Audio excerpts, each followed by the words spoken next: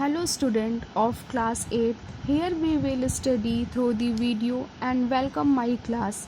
Today I will teach you general knowledge. First chapter, Indian Constitution. Indian Constitution क्या है? What is the meaning of Indian Constitution? Indian Constitution means Bharat का संविधान. तो definition of constitution, document containing laws and rules of the country. Means यह एक document है जिसमें law और रूल्स लिखे गए हैं कि किस तरह एक कंट्री चलाना चाहिए.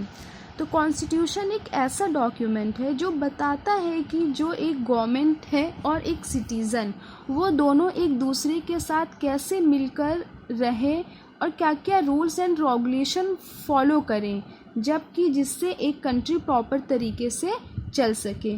तो कॉन्स्टिट्यूशन क्या, और जैसे कि लिखा, define the relation between the government and the citizens. तो जो कॉन्स्टिट्यूशन होता है वो रिलेशन बताता है गवर्नमेंट और सिटीजन्स के बारे में. गवर्नमेंट और सिटीज़न को एक साथ चलना है. गवर्नमेंट क्या करेगी, इस कंट्री को चलाने का काम करेगी. और गवर्नमेंट किसके लिए काम करती है? सिटीजन्स के लिए काम करती है. तो सिटीजन्स के भी कुछ रूल्स और रेगुलेशन दिए गए हैं जो सिटीज़न को फॉलो करना है. जब गवर्नमेंट और सिटीजन्स दोनों मिलकर अच्छे से काम करेंगे तभी एक कंट्री अच्छे तरीके से यानी प्रॉपर तरीके से चल पाएगा. तो कॉन्स्टिट्यूशन एक ऐसा डॉक्यूमेंट है जिसमें रूल्स और रेगुलेशन दिए गए हैं कि किसके लिए, गवर्नमेंट और सिटीजन्स के लिए. तो अब हम गवर्नमेंट की बात करते हैं. गवर्नमेंट 3 चीज़ों से मिलकर बनती है. जो कॉन्स्टिट्यूशन में ये 2 चीज़ें मिलकर काम करेंगी. क्या है? गवर्नमेंट और सिटीजन्स. तो जो गवर्नमेंट है वो 3 चीज़ों से मिलकर बनता है: legislature, judiciary and executive.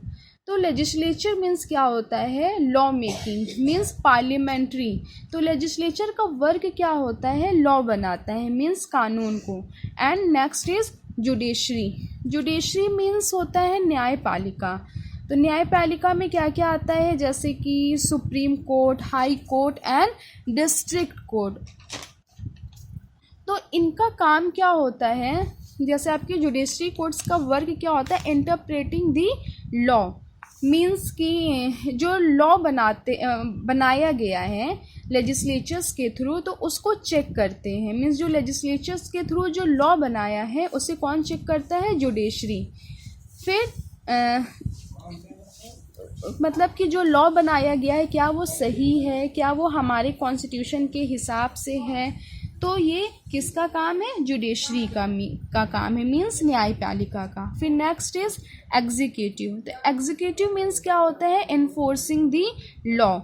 Means तो एग्जीक्यूटिव का वर्क क्या होता है? जो लॉ बनाया गया है लेजिस्लेचर के द्वारा, इसको इन्फोर्स कौन करेगा, लागू कौन करेगा? एग्जीक्यूटिव क्या होता है? जो हमारी गवर्नमेंट होती है यूनियन लेवल पे या स्टेट लेवल पे, ये एग्जीक्यूटिव होती है. तो ये लॉ को इन्फोर्स करती है. लॉ को इन्फोर्स करती है मीन्स लागू करेगी. तो इन तीनों चीज़ों से मिलकर हमारी गवर्नमेंट बनती है. अब जैसे कि कुछ salient features of the constitution, इसके प्रमुख विशेषता क्या है गवर्नमेंट के? तो इसमें के प्रमुख फर्स्ट जो है वो हमारा है, जैसे कि फर्स्ट है लेंथिएस्ट रिटन कॉन्स्टिट्यूशन. तो लेंथिएस्ट रिटन कॉन्स्टिट्यूशन में क्या होता है? जो हमारा कॉन्स्टिट्यूशन है वो वर्ल्ड का सबसे लंबा लिखित कॉन्स्टिट्यूशन है. जब हमारा कॉन्स्टिट्यूशन लागू हुआ था उस समय टोटल 395 आर्टिकल्स थे, जिसको 22 पार्ट्स में डिवाइड कर दिया गया था और 8 शेड्यूल थे. तो अगर अब हम प्रेजेंटली देखें तो प्रेजेंटली 465 आर्टिकल्स हैं और 25 पार्ट्स में ये डिवाइड हो गए हैं और 12 शेड्यूल्स हैं. जो नंबर ऑफ आर्टिकल्स हैं ये बहुत ज़्यादा हैं. अगर हम यूएस के कॉन्स्टिट्यूशंस में कंपेयर करें तो यूएस की जो कॉन्स्टिट्यूशंस में जो आर्टिकल्स हैं वो ओनली 7 आर्टिकल्स हैं. तो ब्रिटिश का जो कॉन्स्टिट्यूशन है वो क्या है? ओरल है. फिर next is parliamentary form of government. तो अब गवर्नमेंट जो होती है वो दो तरह की होती है, एक होती है हमारी president form of government, example है USA, and next is parliamentary form of government, next is Britain. तो जो हमारा फर्स्ट है प्रेसिडेंट फॉर्म ऑफ गवर्नमेंट, यहाँ पर जो प्रेसिडेंट होता है उसका मेन पावर होता है, और सेकंड जो है हमारा पार्लियामेंट्री फॉर्म ऑफ गवर्नमेंट, ये तो जो हमने ये कॉन्सेप्ट लिया है, जो हमारे इंडिया का जो कॉन्सेप्ट है पार्लियामेंट्री फॉर्म ऑफ गवर्नमेंट, इसको हम लोगों ने ब्रिटेन से लिया है। तो हमारे यहाँ क्या है पार्लियामेंट्री फॉर्म ऑफ गवर्नमेंट, इसका मतलब ये होता है कि जो मेन पावर होती है वो government and council power hold करता है, यानी कि मीन्स प्राइम मिनिस्टर और काउंसिल मिलकर जितनी भी मेन पावर होते हैं उसे होल्ड करते हैं, जबकि प्रेसिडेंट सिर्फ फॉर्मल पावर को होल्ड करते हैं, मतलब कि जो भी डिसीजन लिया जाएगा वो प्राइम मिनिस्टर और काउंसिल मिलकर लेंगे, और जो प्रेसिडेंट होंगे सिर्फ एक तरीके से मतलब कि वो सिग्नेचर का काम करेंगे प्राइम मिनिस्टर और काउंसिल के डिसीजंस पे। फिर नेक्स्ट इज फंडामेंटल राइट्स। फिर नेक्स्ट क्या है हमारा फंडामेंटल राइट्स। तो जो हमारा न्यायपालिका है, next is integrated and independent judiciary है। तो integrated and independent judiciary means क्या होता है, जो हमारी न्यायपालिका है वो इंडिपेंडेंट है, स्वतंत्र होती है, मीन्स एग्जीक्यूटिव और लेजिस्लेचर का कोई प्रेशर नहीं होता है, वो इंडिपेंडेंट बॉडी होती है, वो अपने डिसीजंस खुद लेती है। मीन्स इंटीग्रेटेड मीन्स होता है और वो एक दूसरे के इंटीग्रेटेड होती है, मीन्स जुड़ी हुई होती है। जैसे कि सुप्रीम कोर्ट जो होगा वो हाई लेवल पे आएगा, फिर उसके बाद जो आपका हाई कोर्ट होता है वो स्टेट लेवल पे होगा, फिर उसके बाद आता है district court and other level court. फिर नेक्स्ट इज फंडामेंटल राइट्स। तो फंडामेंटल राइट्स जो होता है ये हमारे कॉन्स्टिट्यूशंस का बहुत ही इम्पॉर्टेंट फीचर्स हैं। तो हमारे कॉन्स्टिट्यूशंस के पार्ट 3 में 6 तरह के फंडामेंटल राइट्स दिए गए हैं।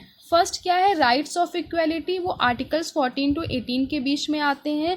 Rights of freedom articles 19 to 20 के बीच में आएंगे, and freedom against exploitations articles 23 to 24, and rights of freedom of religion articles 25 to 28, and cultural and education right articles 29 to 30, and right to constitutional remedies articles 32।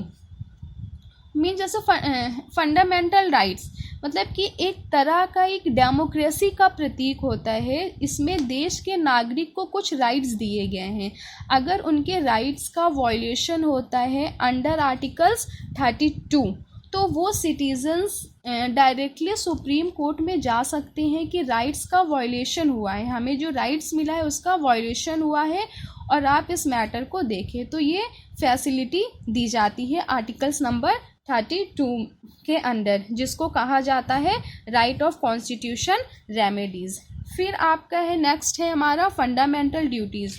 तो fundamentals right के साथ साथ fundamental duties भी हैं। जब हमारा original constitution लागू हुआ था तब फंडामेंटल ड्यूटीज़ नहीं थे, तो लेकिन 1976 में कॉन्स्टिट्यूशन अमेंडमेंट एक्ट के द्वारा 10 फंडामेंटल ड्यूटीज़ को ऐड किया गया था। और ये जो फंडामेंटल ड्यूटीज़ को रिकमेंड किसने किया था, स्वर्ण सिंह कमेटी ने, और ये किसके द्वारा हुआ था, कांग्रेस के द्वारा हुआ था। तो टोटल हमारे यहाँ कॉन्स्टिट्यूशन की 11 फंडामेंटल ड्यूटीज़ हैं, टोटल 11 फंडामेंटल ड्यूटीज़ हैं। फिर नेक्स्ट है सिंगल सिटीजनशिप। तो सिंगल सिटीजनशिप क्या होता है कि हमारे कंट्री में सिंगल सिटीजनशिप्स का कॉन्सेप्ट है। जैसे यूएसए में डुअल सिटीजनशिप है, मींस उन्हें जैसे कि यूएसए वाले लोगों को सेंट्रल लेवल पे एक सिटीजनशिप मिलेगी और उनके स्टेट का खुद की एक सिटीजनशिप होती है। अगर हम एक्सेप्शनल केस की बात करें तो आएगा जम्मू एंड कश्मीर। तो जम्मू एंड कश्मीर एक ऐसा स्टेट है जहाँ पर जम्मू एंड कश्मीर की खुद की सेपरेट सिटीजनशिप होती है और एक इंडिया की होती है। तो जम्मू एंड कश्मीर वालों के पास डुअल सिटीजनशिप होती है।